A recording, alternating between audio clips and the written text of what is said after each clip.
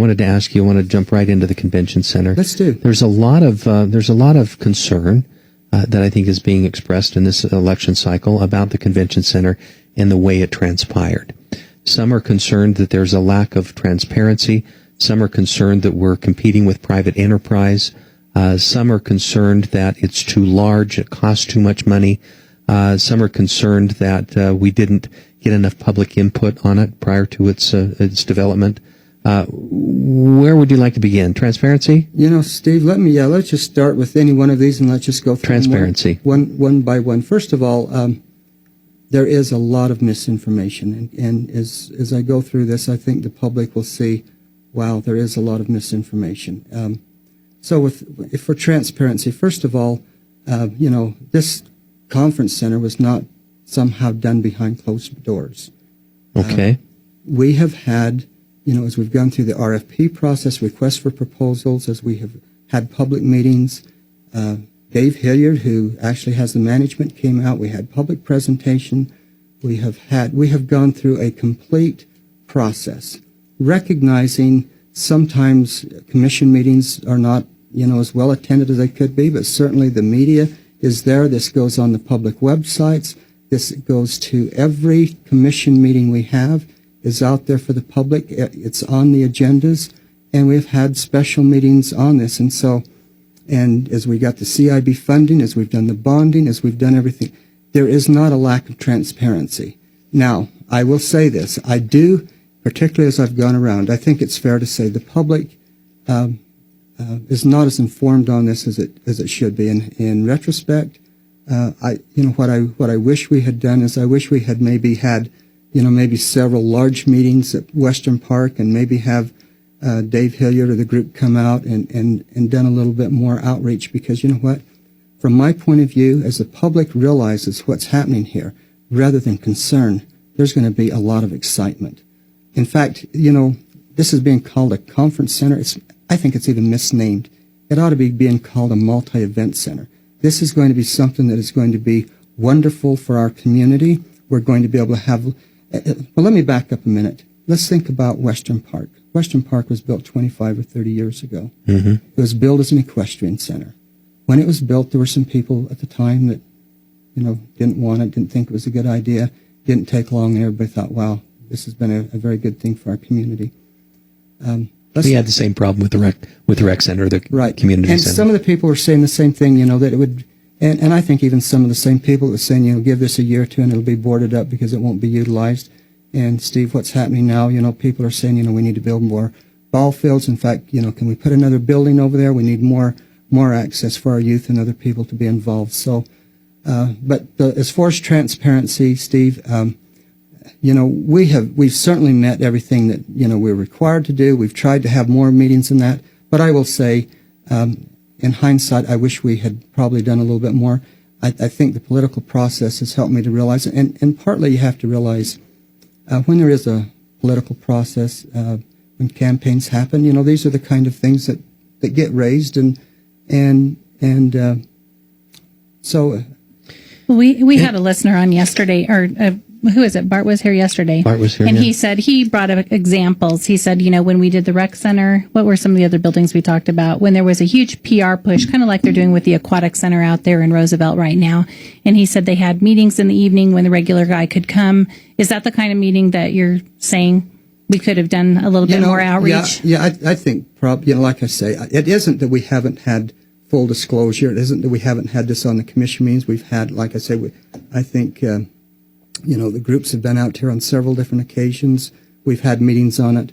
But if I were to do it again, I would say, it'd been nice to, maybe had some larger meetings, though, how well would it have been attended, I don't know. But,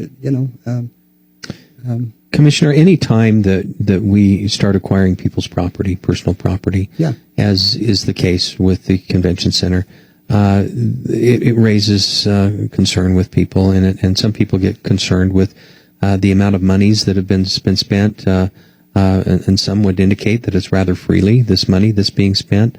Property values are being affected with comparables on appraisals. because properties that maybe would be valued at say $200,000 would be offered more than that to, and that of course was in an attempt to be fair with the people. I understand that, but are there other options that could have been pursued and discussed? And you're privy to this, where the average public is not. Right. What were the other options? I've heard Naples City. I've heard this. This is on the street that Naples City has offered a parcel of land, that there was land that was available down by the college. There was land that by the rec center that could have been acquired. There was land with the Bingham. Mark Bingham was wanting to purchase some property and build and invest in that particular thing. Could you help clarify some of those? I would love to. And okay. I very much appreciate being able to take a couple minutes on that, Steve. First of all, what we did, we hired a group that came in and did a feasibility study. And in the feasibility study, Steve, what happened is, what you want to be careful of is if you don't do this right, there's going to be people say, this was, wherever you put it, this was the commissioner's pet project and they wanted to put it here, or here, or here, or here. And so a feasibility study was conducted, and as part of that feasibility study, site location was identified. And so a number of these different places were looked at and reviewed. At the end of the day... But what was the RFP? What was the region that was identified? The number one place that they recommended is where we're putting it at Western Park. And I think you requested like a circumference around a certain area? Yeah, and it was a fairly large circumference. They reviewed them all. But, in business, what do they say is, for a successful business, there's 3 keys that you have to have for a successful business.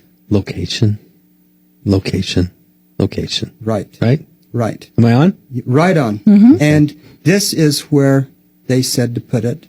And, this was the recommendation. That was the result of the feasibility study. That was the result. That wasn't a result of you or Commissioner Burns or Commissioner Raymond.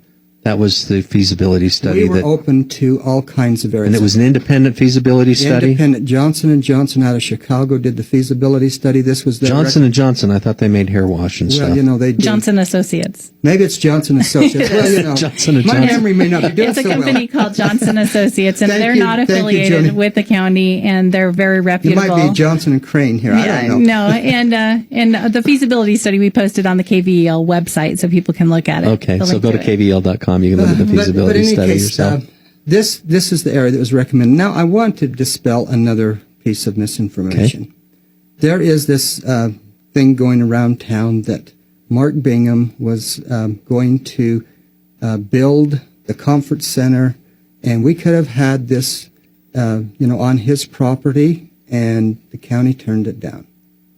I've heard that rumor, yes. Yeah, well, the fact is it just isn't true. Let me give the facts of what happened. Actually, a little over a year ago, Mark Bingham did approach us, and he had an idea of putting a conference center on some property that he wanted to acquire. The idea, though, was for the county to buy the property for the conference center and to build the conference center. And it wasn't that the county was opposed to even doing that, but you have to have your windows line up for that to happen. There were some things that Mark needed to do with Vernal City that did not align and didn't match up. It really wasn't the county. The other problem that we had at that time was the county was not ready on the conference center. We had not aligned our funding. We hadn't gone through any kind of a public process. And no feasibility study. No feasibility study. And think of this. What if we had made a commitment to Mark Bingham and said, yes, we will put that on your property?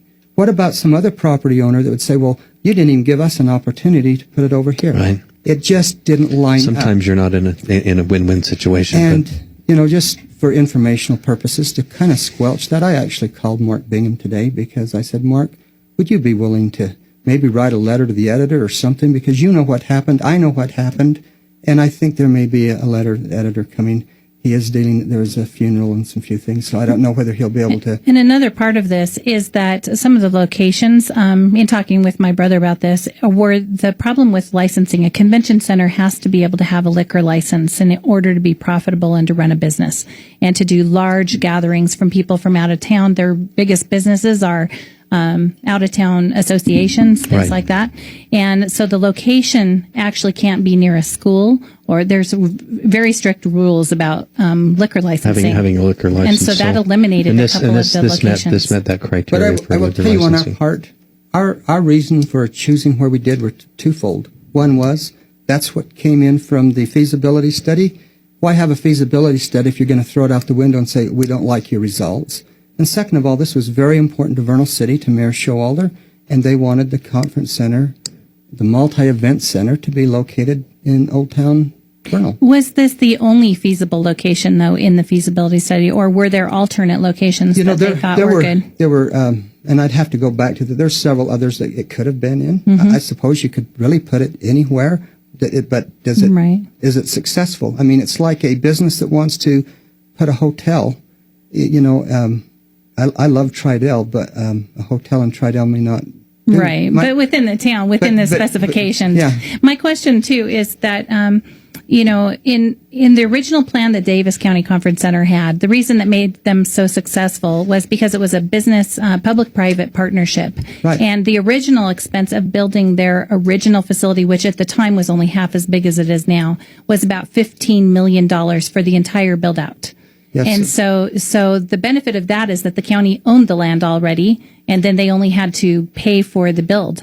And so in this light, it puts us a little bit out of there because we've had to have so much money spent in acquiring property. Yeah, let me just address that for me. In the feasibility study suggested that we build a 70,000 square foot conference center. The main floor on this conference center is 40,000, but we do have a balcony deal, so I think that puts us up to about 65. So that's where the extra square footage comes in. They've been talking about 66,000 square We were feet. wondering because somebody had said, "Oh well, it looked like this much square footage," but then the paper said this. It's the balcony. It's the balcony. We'll have area. an opportunity to get into more discussion on the community or the convention center. We have David Hilliard with the management company that has agreed to come on the air with us. Incidentally, I want to disclaim that this is Joni's brother.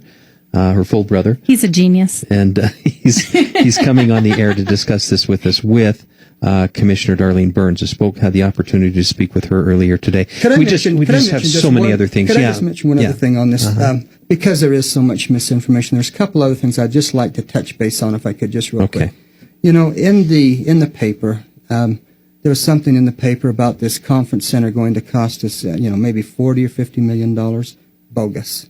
Let me tell you, the guaranteed maximum amount that this is going to cost us is $22 million, plus the $5.4 million that we've already put into the land. It may be less than that. Professional groups have come, but I can tell you, Kelly Hayes, our guy that's over, he guarantees us the construction of that building will not be over $22 million. And by the way, the loan on this is where people are wondering is, okay, what's the debt on it?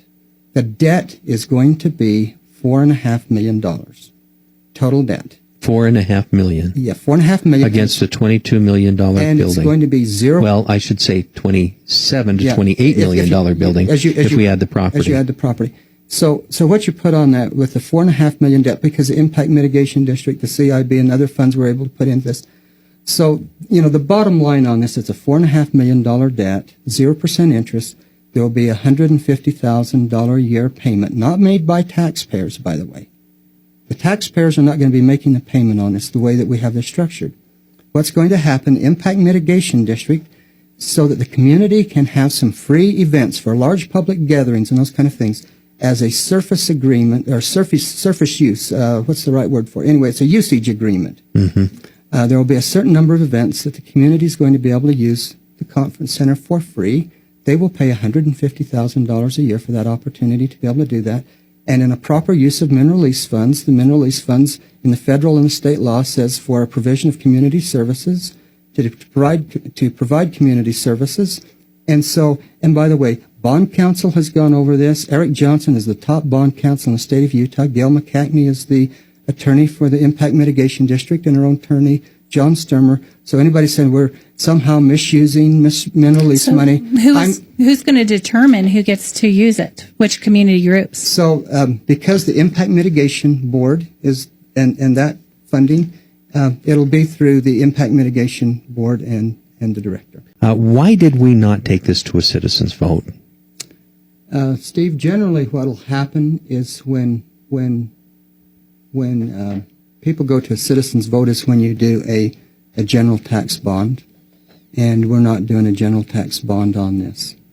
I guess the question would be asked, why didn't we do it for all of the buildings that we've had, the library, Right, because we didn't have to do the only, since I've been a county commissioner, the only building that we have taken, including colleges and everything else we've done, the only building that we took before the tax bond was the public safety complex, because that was a general tax bond, and to do so, that's what you do. That's what's required, and that's what we did.